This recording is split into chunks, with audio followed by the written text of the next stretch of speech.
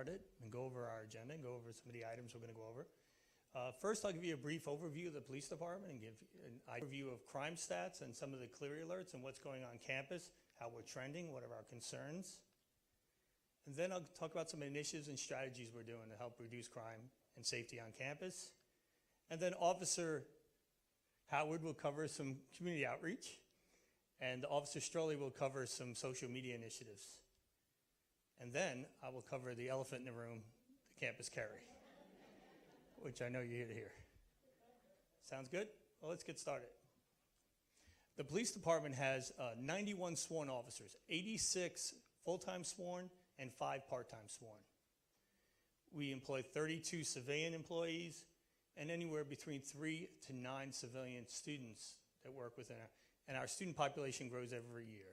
And initiatives and capstone projects, every year we find ways to take advantage of our students and all the talent on campus. So our units are broken down to our emergency preparedness unit, which Will Smith is the director of emergency preparedness. Our patrol division, Chris Huggins manages the patrol division. Carla Cook is the captain over investigations. And our core unit falls in the administrative branch, which Frank Tramer manages, Captain Frank Tramer. Let's talk crime. Part 1 crimes. Does anyone know what that term means, Part 1? That's how we classify our crimes under Uniform Crime Report based on property crimes and crimes against persons. Okay, so that's only theft and crimes against persons, such as robberies, rapes, and anything like that. And this is how we're trending, luckily downward. You'll see from 2009 to 2016, drastic change. And I'll show you some of the initiatives that we're doing to combat these crimes. Here's our comparison this year to date compared to last year. And I'll review some of these, and we do this on a monthly basis, developing strategies. So our shoplifting concerns right now is from the Barnes & Noble. We're working with Barnes & Noble on working out their contract security, so we have petty crimes and shoplifting from Barnes & Noble. Our biggest crime right now on campus, our biggest concern in numbers, is bicycles. Last year we had 15, this time it's 30. Out of that 30 crimes, 7 of them were not even locked. Our students are leaving them everywhere. They're unsecured, not the U-bolt, not a cheap chain, they're leaving them unsecured. And then the other crimes is a lot of fraud. How many know about the IRS fraud that's going on? People calling and asking folks for money. We have a lot of those frauds going on. Just in the last few weeks, we had 2 students taken for over $2,000 in some type of scam on the internet.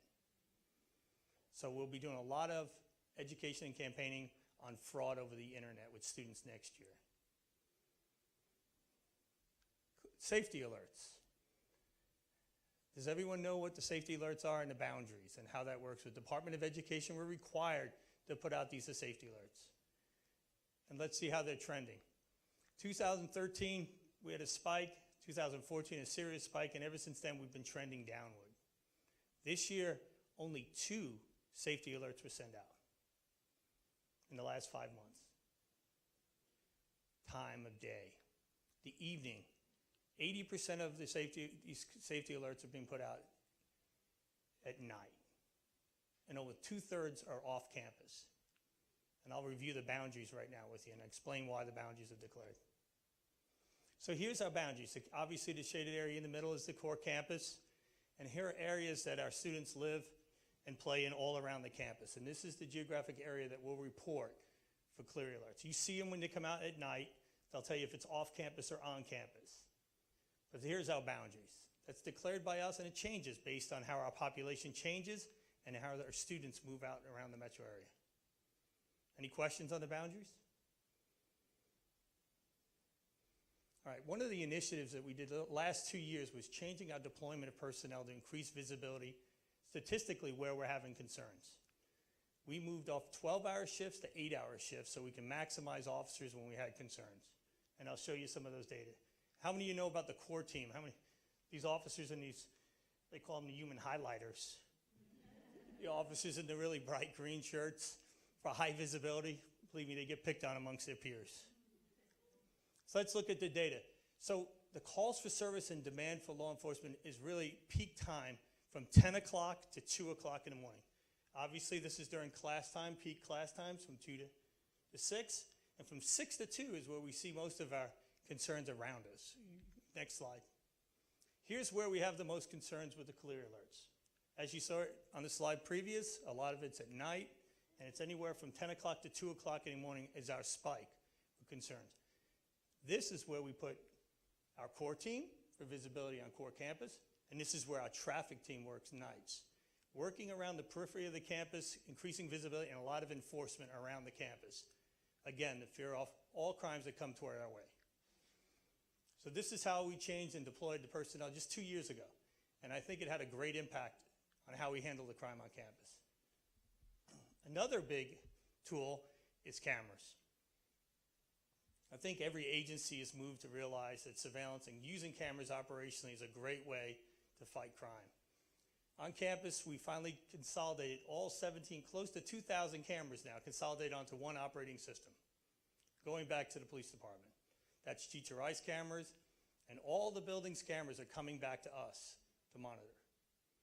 Big feat, thanks to the Institute, they'll give us the resources so we can start working on this.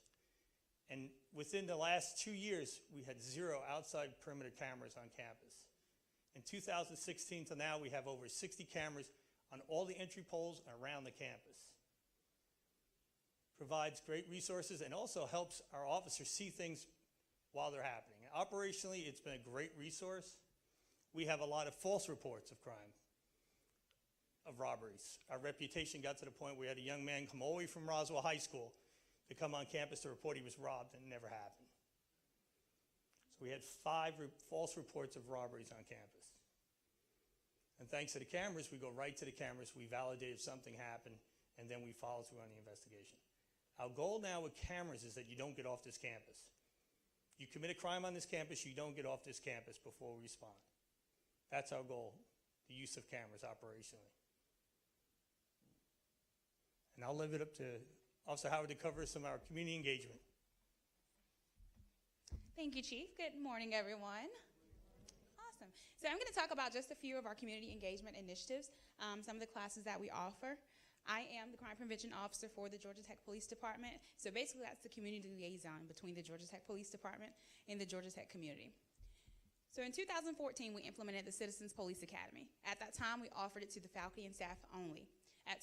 In 2015, we added students and IFC.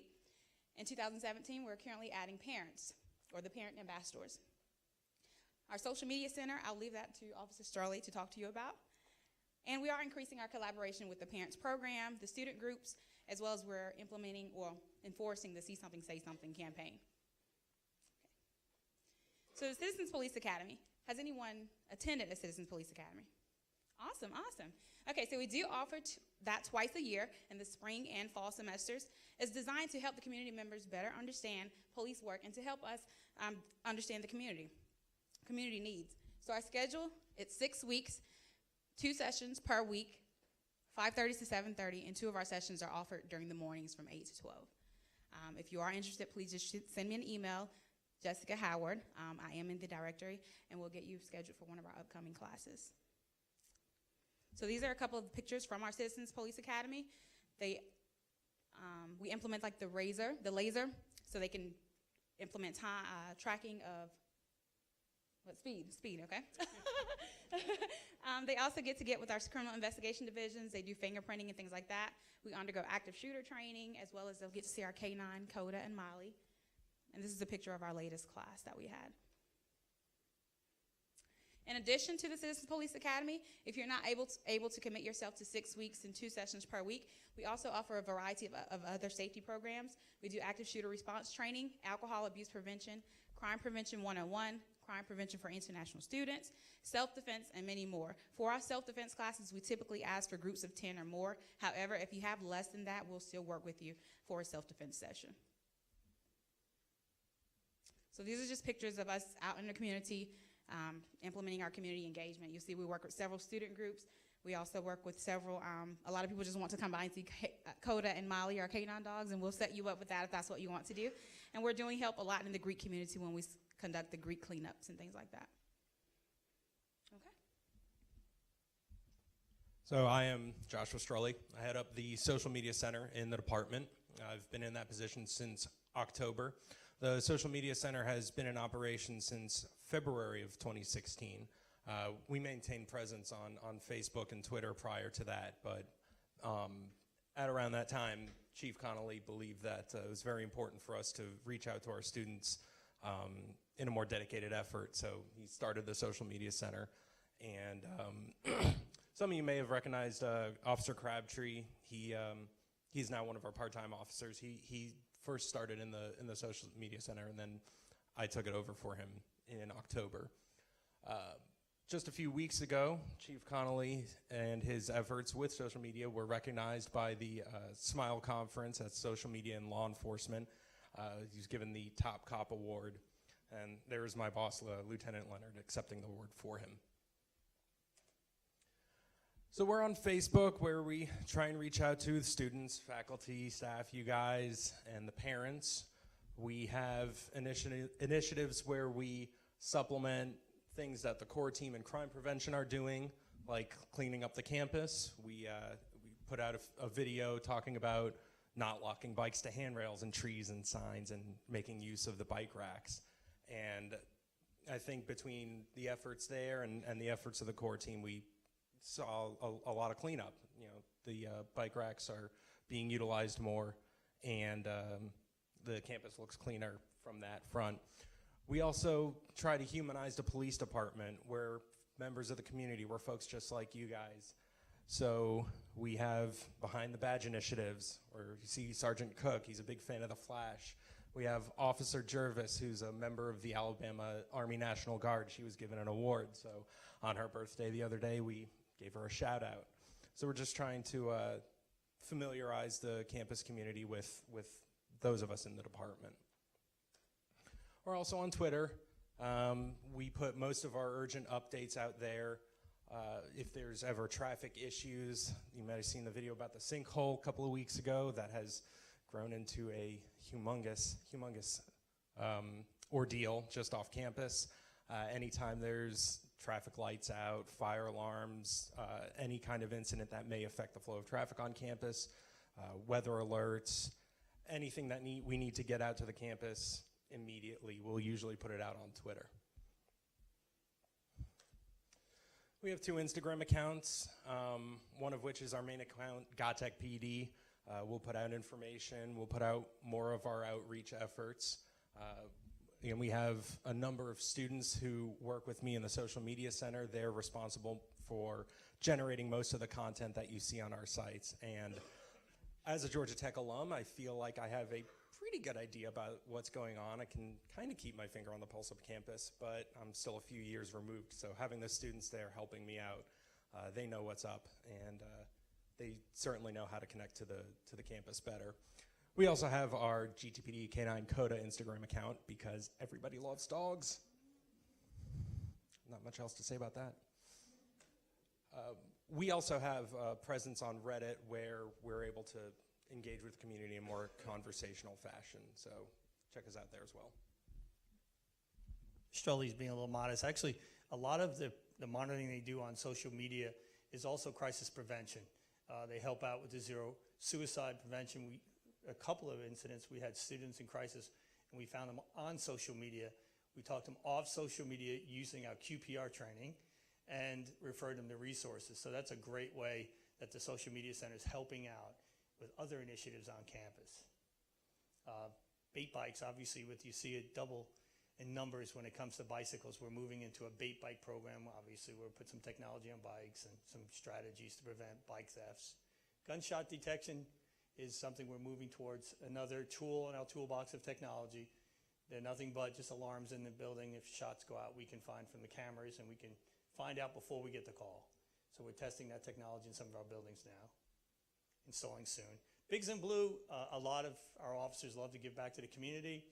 So we partner with Big Brothers and Big Sisters, and 21 of our officers are assisting in West End and the Bluff, and we're taking in young men so we can mentor, a way to give back to the community, and it's a great initiative. We just kicked it off. We're going through our training now, but 21 out of our 86 sworn officers volunteered. That was a great initiative, huge percentage, And by the way, Atlanta had 6 show up for the initiative. I almost felt bad when they kicked it off. We outnumbered them with a smaller agency. But it just shows you how our officers really get it on community initiatives and stuff like that. I'm proud of them. So, and then the elephant in the room.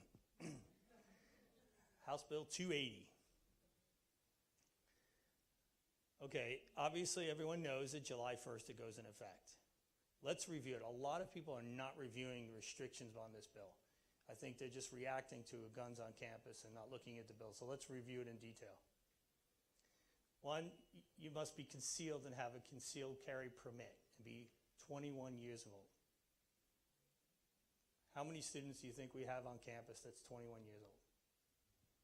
Any guesses? Ooh, who said 7,000? Wow. Do you work with Sandy Brown? Okay, I'm just checking.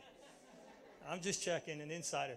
Very close. A total of 12,000, but when you make the exception for the dorms, about a little over 2,000 and 3,000 international students that have work visas, they cannot get permits, so you get to close to 6,000 or so. That's how many are eligible to carry weapons on campus. Not saying they all will. Let's talk about the sensitive areas. These are areas excluded. Buildings or property used for sporting events. Now that's the facility. So CRC, Bobby Dodd, and McCamish, all those facilities are excluded. No matter if they have events or not, it's the venue itself. By the way, we'll add, all the questions you ask, we'll put out a lot of FAQs because there will be a lot to communicate. Student housing, fraternity sorority houses. Remember, these are only ones owned by the state. And a lot of ours are owned by individual corporations, so they will not apply. Preschool, child care spaces on campus owned property. So we have 2 child care facilities on campus. College classrooms used for college or career academies. Classrooms used for high school dual enrollment activities. And here's the big one, faculty, staff, and administrative offices. And any spaces where disciplinary proceedings are conducted. Boy, that one's good, huh? Pretty much almost anywhere on campus we can give discipline, right? So here's the exclusion, the areas of exclusion, and obviously we want to lean forward, be proactive so we can make sure it's a safe and smart transition, but right now we have to wait on USG to put out our guides to make sure that we follow all USG, the one USG initiative. I'll open up for questions.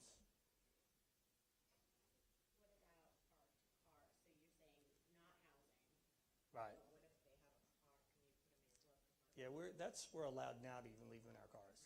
So you will be allowed to leave them in your cars. So if they live in housing, but they have a car, they could potentially be Still in cars.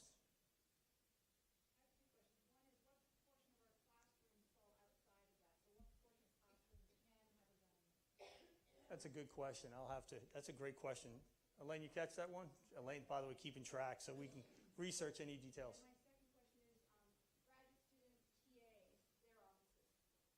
It still falls under faculty. It's still offices, and it's administrative. And if it doesn't fall in faculty, it'll fall in administrative. Like I said, this is something we're going into, and we're going to have to interpret it. And we're going to ask for a lot of guidance from the Board of Regents on a lot of these questions. But so far, I could see faculty, staff, and administrative offices. That covers pretty much a lot of the offices.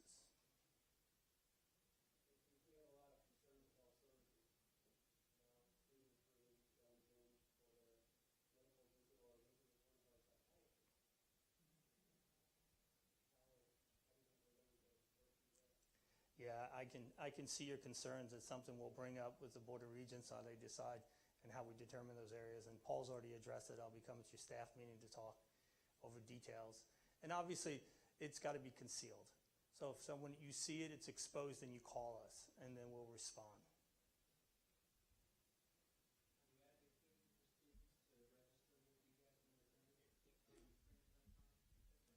We cannot add restrictions, and it's another Board of Regents question.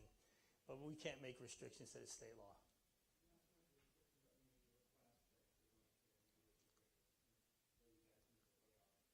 We're going to encourage some safety and hopefully some training and provide training for all students and anyone that wants to carry a weapon on campus.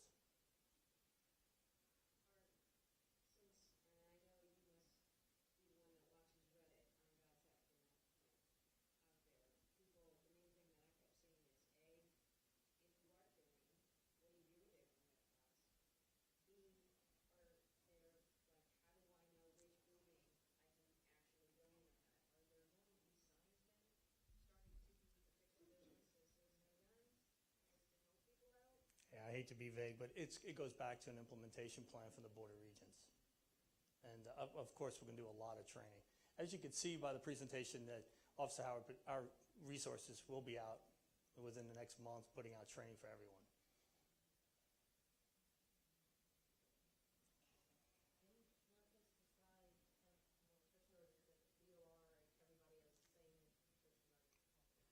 That's something that'll come from USG to see how much latitude we have and what's the parameters we can work within.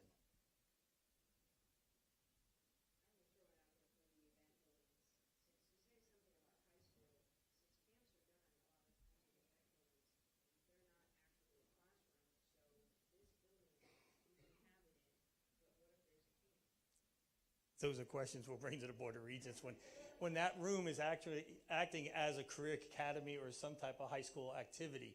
Exactly how do we determine that based on the event? That's a great question.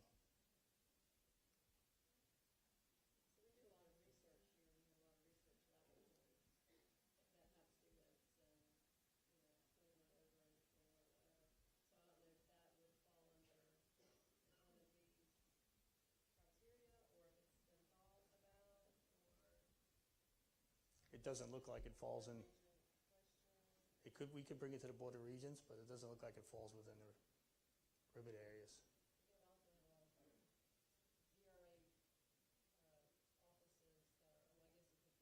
Administrative office. That seems to be the catch amongst all offices.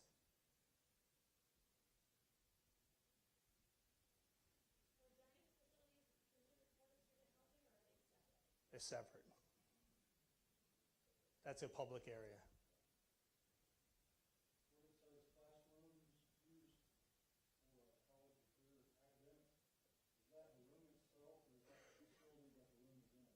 Yeah, as you notice, this definitely just talks about the offices and precise locations. Don't talk about the common areas within those buildings. Is something we need to get clarity on. So you might go into a building that's all offices, but yet in those common areas such as the hallways and stuff like that, we're still looking for some clarity. Okay, Shannon, you. This is for external people as well? Everyone. So then that does open it up if we're having an outdoor event, concert. Anybody can come on and just, as long as it's To everyone. All right. It's a general public area.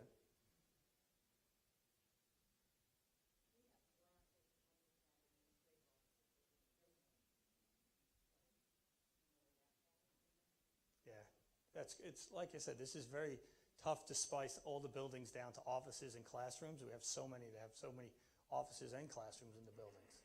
That's where this is going to get tricky. I'm sorry for being so vague, but this is a lot of guidance. It's interesting that it says specifically sporting events. What about arts events, concerts, outdoor music? Unless that facility is used for sports, we can't exempt it.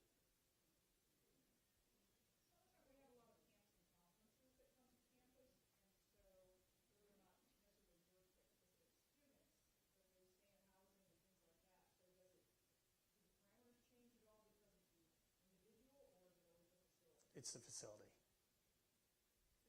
And based on the facility exemptions, not by the individuals. Now, when you have a concealed carry permit, you have to have it on you at all times. You have to be able to display it at all times. We'll have a lot of these FAQs up, and you'll see a lot of good questions already coming from parents and everyone. So we will put up a site where we can keep all the questions up, the FAQs up, and we'll consolidate it on our website.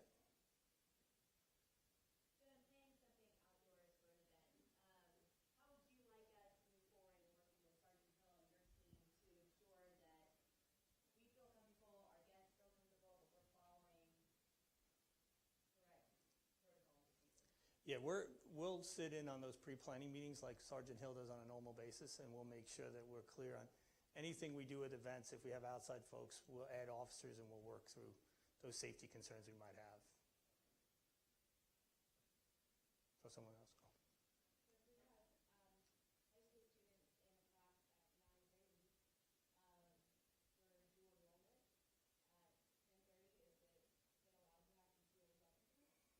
Well, what do you mean? I don't understand what you're saying. So if you have a classroom, you're doing dual enrollment,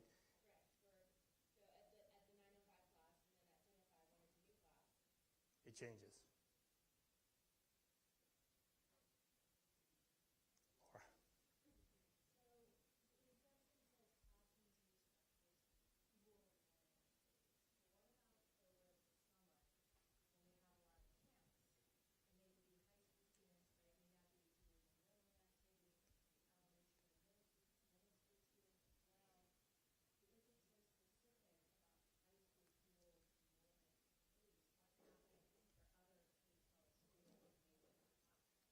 There's where we're hoping we get some emphasis from the USG on how we can make sure make sure all high school students and students, the younger students that come on campus are safe. And how much room do we have? That's clarity we'll get from USG. It's related to that because summer camps, those who the students say it's much. Tube tips and stuff like that, right?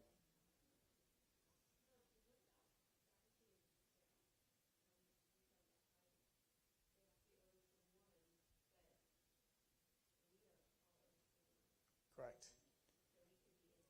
You can be, yes. And the only difference is you obviously can't just take it back to your office or anywhere else. So it goes back to the restrictions make it very difficult if someone wants to do it for your faculty and staff. But you do have a right to. And we will do a lot of training, a lot of safety training. So last year, just to put this in perspective, last year we had the tasers. You remember the tasers were introduced into law? Our students came to us to talk about what's the best taser, how to use the taser safely. It was great. We had lots of classes with them. We added the taser training into our self-defense classes with students, and really after a couple of months, that was it. It kind of got its novelty, and they got to understand what tasers are like, how hard it is to use one, got to be in the so really, honestly, this is what I see is going to happen here. We're going to see a spike with students really curious, a lot of training, a lot of education from us, and then it'll kind of norm itself out.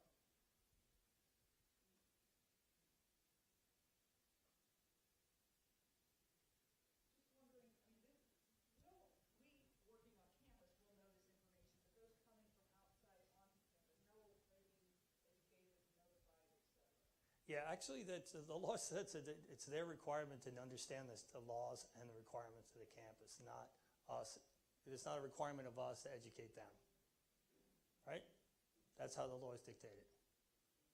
So, but we'll see what USG's guidance comes and see what they talk about with signage and other things. Texas took a whole year to implement it, and so it took them a little while. They put a lot of focus groups, so we'll move pretty quick once we get some guidance.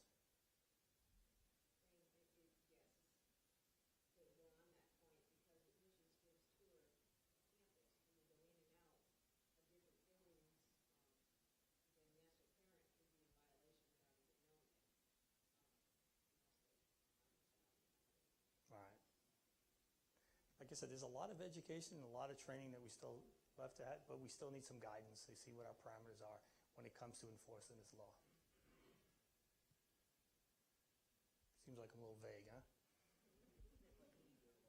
Yeah, what's that? Like any good law. Any questions? So we've done a lot of training. Obviously, this bill's gone up very close a couple of years, so we've done a lot of training with both the Campus Carry Group, the Marksmanship Club. So the students that want to carry, we're very familiar with them already. Believe it or not, during our training annually, we use them as adversaries. They let us shoot at us. So we've got a great relationship with them, because if other students are going to want to carry, those that are not as comfortable to come to the police, they're going to go to them.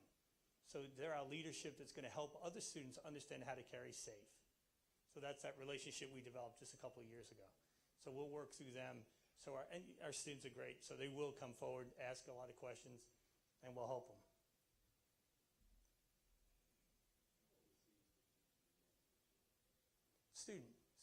It's just a student-driven club. It's a student.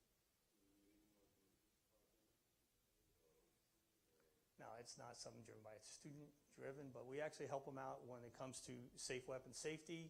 Sometimes we'll store their weapons if they have to go somewhere. So we work with them. So likewise with the ROTC program.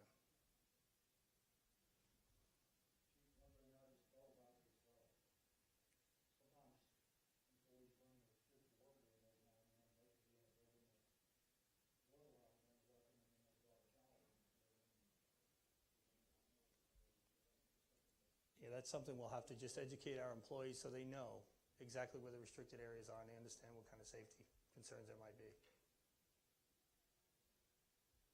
So are there any other campuses, you said Texas took a year to implement it? Are there any, If I'm not mistaken, there's only 15 states left not to go to a gun bill. so are there any statistics of anything that happened after they implemented it? Anything changed? Did anything increase, decrease? No, the only thing I did see recently, Texas had a stabbing on campus, and they questioned the fact they just went to the gun bill, but yet they had an incident. And so they kind of questioned that, but I haven't seen a rise in issues at all. The only concerns I could see is safety issues, really. You know, not really, it won't change. Those that want to come on this campus and harm people, it's not going to change that. I'm just wondering how many were actually able to defend themselves because they had a gun on versus they didn't before, or maybe. I haven't heard any stories yet. Has anyone else? Any success stories of carrying? No, I haven't. I just don't want to. Oh, good question. Excellent. It's a misdemeanor. And we still have to work through the USG and how we're going to handle that from a student perspective. It's going to student code of conduct or how we're going to handle that. But it's only a misdemeanor. I think it's a $25 fine.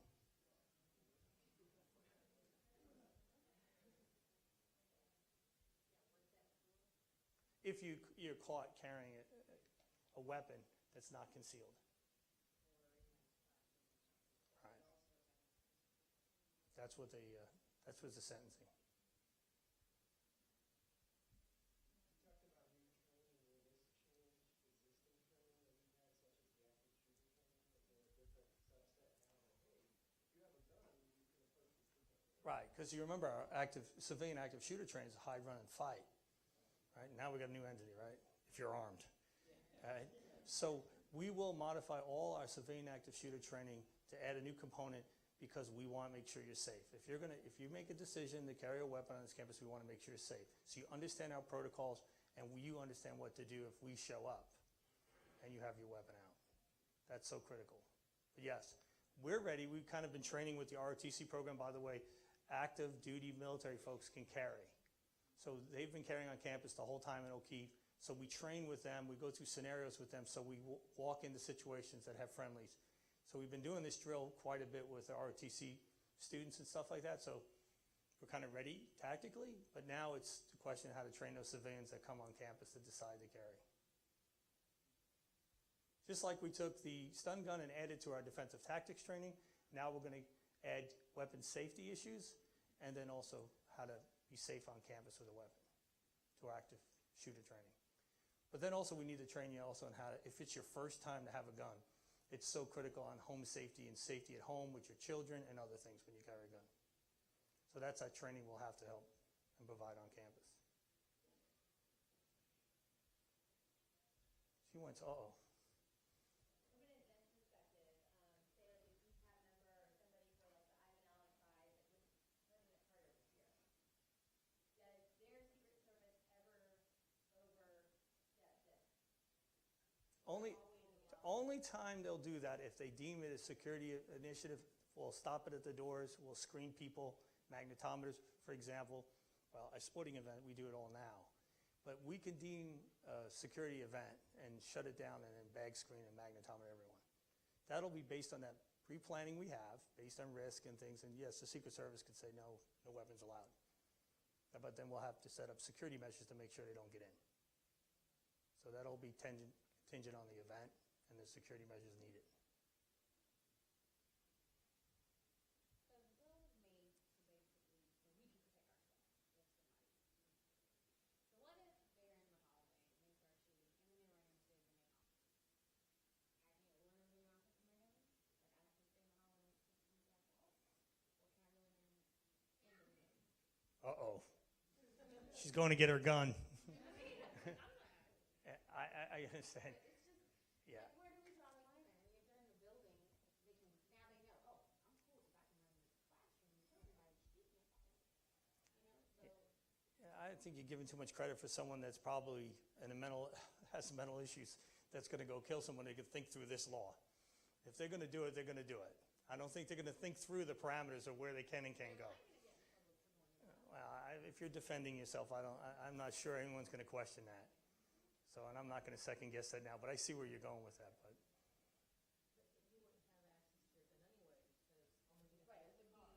right.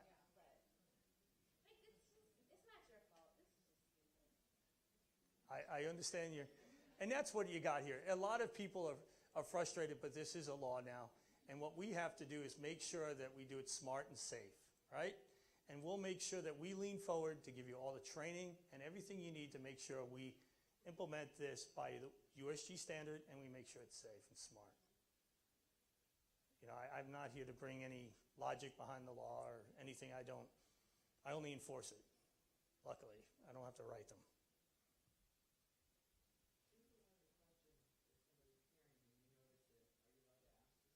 No, you leave that to us, okay? What you'll do is if it comes exposed, for some reason you call us and let us challenge. I don't want to put any staff or faculty in any safety issues that challenge someone that might be armed.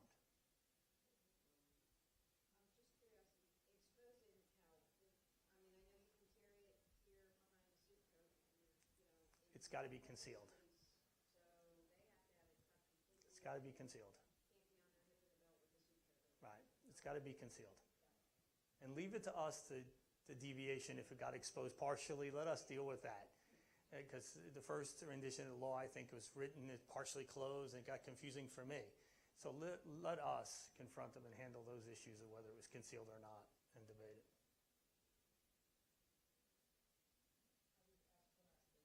Oh, same exact. Yeah, there is totally concealed. And that's what we'll do when we do the training. Obviously, on the waist, ankles seem to be common areas in a bag, fanny pouches and stuff like that. We'll educate you on where most likely someone would want to carry it that's accessible on their person. Good.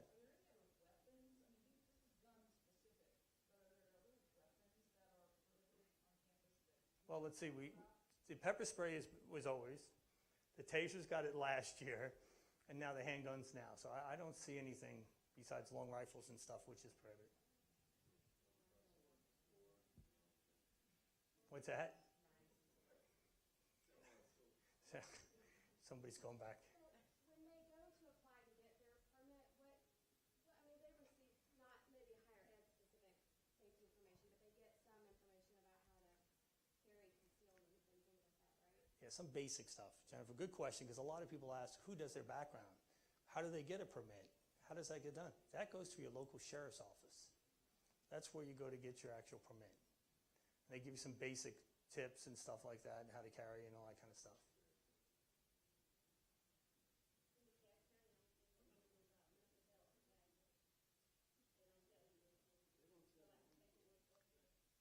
Thanks to DeKalb County, yeah.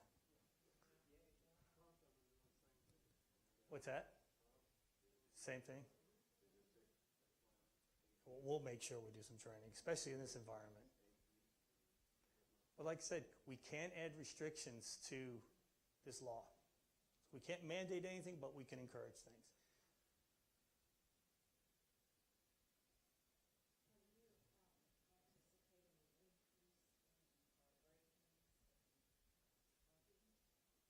Muggings? No, I don't think the mugging side. But I do think the break-ins are something concerning. We're working very closely with parking and transportation on how we manage all of our parking alarms and control of our parking lots. We've done a great job with the actual airing autos, we call it, to break into vehicles. We're down so low, believe it or not, IKEA has double what we have for the whole year. So we use some comparison. So my boss, as he's leaving, when he does a comparison to see our effectiveness, I have something to compare to at times, and it's usually airing autos. But yes, that's a concern, because I don't know if you saw the Channel 2 special last year that Atlanta put on, how many weapons we're taking out of cars. 700 guns we're taking out of vehicles. Why? A lot of prohibited facilities, leaving them in their cars, and it's a great opportunity for weapons to be stolen. So you're right, that is a concern, and that will increase our visibility. And as you can see, we keep track of that crime like you keep track of the weather.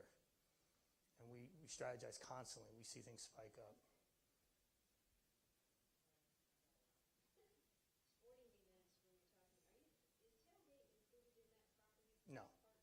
No, we can't extend the event. It's the facility. Remember, it's not the event, it's the facility. It's the facility, it's not the event.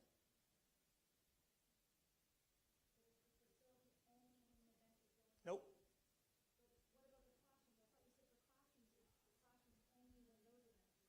Because they actually clearly say the classroom's used for this.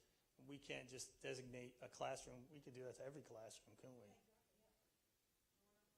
And we can't set those restrictions. Again, you're hitting a USG guide, and then we get the more questions you ask, Elaine's grabbing them all, and we'll actually put up a site on our website so you can actually go on and ask questions that we'll, again, bring over to the Board of Regents to get some guidance on.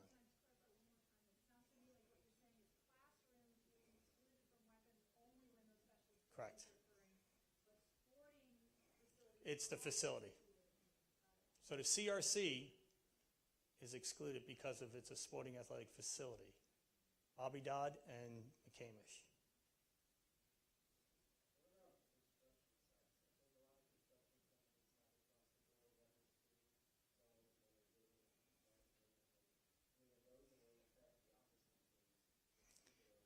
Well, I got a lot of lawyers in here that can help me out with this one. It depends on at what point do we own it. If it's new construction, if it's still under construction and it's actually under the control of the construction company, they can set those things. But anything like we have going on, we can't start setting that up and we get a lot of construction, don't we? So I don't think we can start doing that just to every construction site, do we?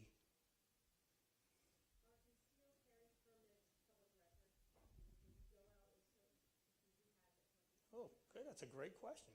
Didn't think of that one. Let me put that on the hit list. No, I don't know that. You don't think so? Yeah, I think it's a private issue. But it's a good question. I think a lot of people want to know that. That's a good question. Yeah. Yeah. Anonymity's gone, right?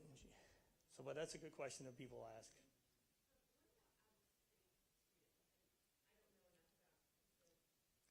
Good. No, that's a great question. There's reciprocal states that allow your permit to work from one state to another. And we'll have a list of those reciprocal states that actually acknowledge other gun laws to come into the state of Georgia. But we plan that for out-of-state students so they understand. Go ahead, Alex. No, because when you come here on a visa, you can't be armed. Yeah, that's why it takes all of our student visas out, because you got to be a citizen to get to 21 years old and a citizen of the United States to get a permit.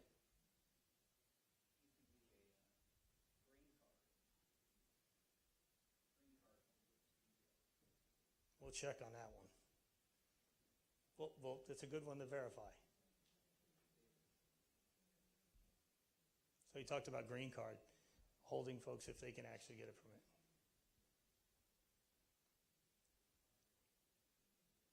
Well, I promise you this won't be the first, and this is the last time you'll see me. We have 7 firearms instructors in the police department, and they qualify all of our officers every year. They will be the ones coming out, doing the training, and meeting with all you groups. Call us, we'll come out, we'll add some clarity as we get more clarity on implementation and guidance from the Board of Regents. We'll come out and educate everyone and put out more information. Just be patient as we get our arms around it and understand it. But I promise you we'll make it safe and smart, as we always do. All right? Thanks for coming, guys.